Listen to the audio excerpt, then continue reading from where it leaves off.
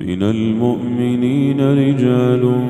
صدقوا ما عاهدوا الله عليه فمنهم من قضى نحبه ومنهم من ينتظر وما بدلوا تبديلا ليجزي الله الصادقين بصدقهم ويعذب المنافقين إن شاء أو يتوب عليهم